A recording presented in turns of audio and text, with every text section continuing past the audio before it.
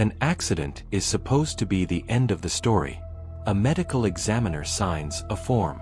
A cause of death is recorded. A family buries someone they loved, and eventually, painfully, they move forward, because there is nothing left to investigate. No one to blame.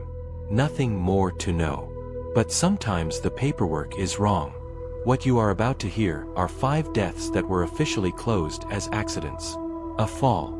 A drowning. A car that went off the road. Cases where police looked at the scene, found nothing suspicious enough to keep looking, and moved on to the next file on the desk. And in every one of these 5 cases, something was missed. A detail that did not fit. A timeline that did not add up. Evidence that surfaced years later and could never be explained by the original conclusion. These are not conspiracy theories invented by strangers on the internet. These are documented inconsistencies raised by family members, by journalists, by retired detectives who worked the case and never stopped thinking about it. Officially, all 5 of these deaths remain ruled as accidents. Unofficially, almost no one who has studied them closely actually believes that anymore. Stay until the end. The final case on this list has never been adequately explained by anyone. Not the police, not the family, not a single person who has ever looked closely at what was found at the scene. Welcome to Crimson Vault X, where we go into the cases that the justice system could not close, the crimes that changed America, and the stories that investigators still lose sleep over decades later. Subscribe right now and hit the notification bell. Every week we go deeper into the darkest true stories in American history. What you will learn in this video: 1. The actress whose death was ruled a fall but never made sense. 2. The musician found in a pool with strange marks on his body. 3. The journalist who drowned the same week she got a death threat. 4. The businessman whose car crash had no skid marks at all. 5. The death that was closed in 3 days with no autopsy ever performed. Case 1. The death of Thelma Todd. On the morning of December 16, 1935, in Pacific Palisades, California, a maid arrived to clean the garage apartment of actress Thelma Todd. She found Todd's body slumped over the steering wheel of her car, still wearing a sequined evening gown from a party the night before. The garage door was closed. The engine was off. The official cause of death was carbon monoxide poisoning. Thelma Todd was 29 years old, a successful comedic actress who had appeared in dozens of films alongside major stars of the era. She was financially independent, ran her own restaurant on the Pacific Coast Highway, and had no documented history of suicidal behavior. The official conclusion was that Todd had returned home, accidentally locked herself out of her apartment, and climbed into her car in the attached garage to wait, started the engine to stay warm, and was overcome by carbon monoxide before she could escape. But the inconsistencies began almost immediately. Todd had bruising on her face and body that the investigating coroner attributed to a fall, but other physicians who reviewed the case noted the injuries were more consistent with a physical assault. Her chauffeur testified that he had dropped her off at her apartment door, not at the garage, and that she had let herself in normally. A man matching the description of Todd's abusive ex-husband was reportedly seen near the property that night by multiple witnesses, though he was never seriously investigated. Todd had also recently been the target of extortion threats connected to organized crime figures who frequented her restaurant. The coroner's jury ruled the death accidental within days. No criminal investigation was pursued. Thelma Todd's death has been re-examined by journalists and true crime researchers for nearly 90 years, and the contradictions in the original case file have never been resolved. Case 2. The death of Johnny Ace. On Christmas night, 1954, in Houston, Texas, rhythm and blues singer Johnny Ace was backstage at the City Auditorium between sets of a sold-out concert. According to the official account, Ace was playing with a revolver backstage, pointed it at his own temple as a joke, and the gun discharged, killing him instantly. The death was ruled an accident. Specifically, a game of Russian roulette gone wrong. Ace was 25 years old and at the height of his career, with multiple chart-topping singles. Witnesses backstage gave conflicting accounts of exactly what happened. Some said Ace had been drinking and was showing off the gun to his girlfriend.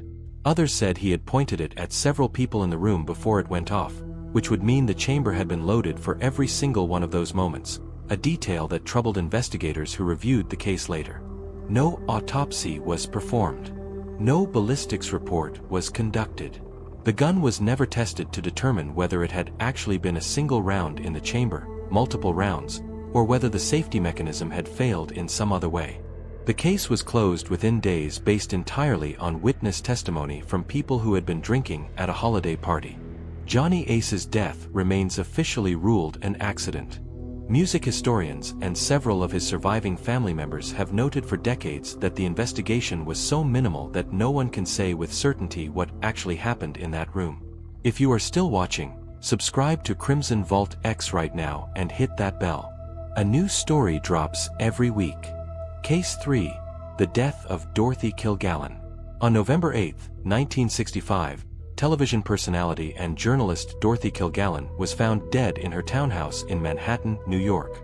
She was 52 years old. The official cause of death was ruled an accidental overdose, a combination of alcohol and barbiturates. Kilgallen was one of the most prominent journalists in America at the time, a syndicated columnist who had covered the trial of Jack Ruby, the man who killed John F. Kennedy's assassin Lee Harvey Oswald, and had told friends and colleagues in the weeks before her death that she had obtained information about the Kennedy assassination that, in her words, would break the case wide open. She died less than 2 weeks after returning from a research trip connected to that story. Her hairdresser, who saw her the night of her death, stated Kilgallen was wide awake, sober, and excited about a story she was working on, directly contradicting the toxicology timeline used to support the overdose ruling. Her personal notes and research materials related to the Kennedy investigation disappeared from her home and were never recovered.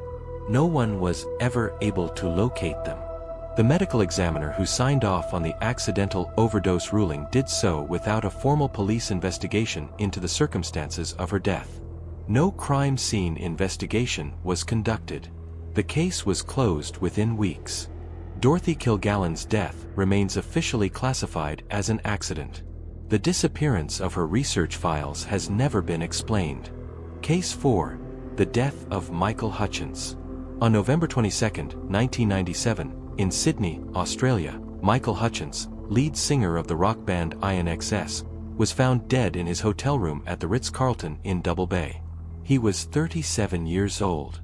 The official ruling, following an inquest, was suicide by hanging using a belt attached to a door.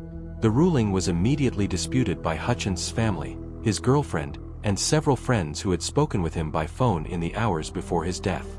Multiple people who spoke with him that day described him as in good spirits, making plans for the following day, and showing no signs of distress.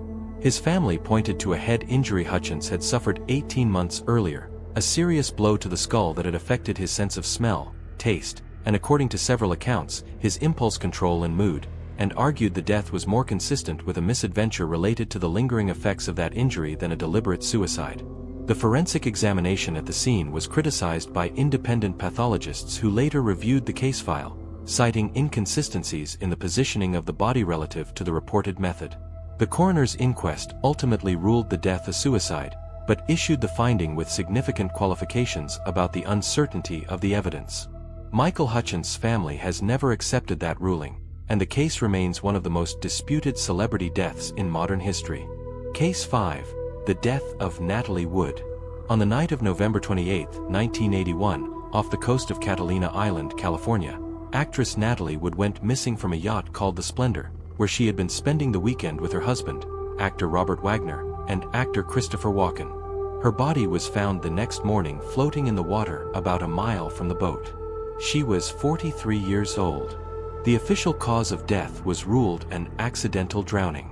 The original investigation concluded that Wood had gone out onto the deck late at night, possibly to secure a dinghy that was bumping against the yacht in rough water, slipped, fell into the ocean, and drowned, unable to call for help over the sound of the wind and waves. From the beginning, the case drew scrutiny. Wood was reportedly afraid of dark water and rarely swam at night under any circumstances, according to friends and family who had known her for decades. The investigating coroner who handled the original autopsy later stated publicly that he had concerns about the case that were never resolved. Bruising found on Wood's body and arms was inconsistent with a simple fall into water, according to later forensic review. Witnesses on a nearby boat reported hearing a woman's voice calling for help on the water that night, a detail not fully investigated at the time. In 2011, the Los Angeles County Sheriff's Department reopened the case based on new witness statements. In 2012, the death certificate was formally amended. The cause of death remained drowning, but the manner of death was changed from accidental to undetermined. The case remains officially open today, with Robert Wagner named by investigators as a person who has not been ruled out, though he has never been charged. In this video we learned 1. Thelma Todd's 1935 garage death had injuries that did not match the ruling. 2. Johnny Ace died in 1954 with no autopsy and no ballistics report. 3. Dorothy Kilgallen died in 1965 days before exposing new evidence. 4. Michael Hutchins' 1997 death was disputed by his own family. 5. Natalie Wood's case was reopened and remains officially undetermined. OUTRO. 5 deaths. 5 official rulings. And 5 families who have spent decades insisting that the paperwork got it wrong. None of these cases have been reopened with a new conclusion. None of them have produced an arrest. But in every single one, the people closest to the victim have never stopped asking questions that the original investigation never answered. Hit that thumbs up right now if this video kept you watching. Subscribe to Crimson Vault X and ring that notification bell. We release a new story every week. Drop a comment below. Which of these 5 deaths do you find the most suspicious? We read every single comment. Share this with someone who thinks every accident is exactly what it looks like. We will see you in the next one.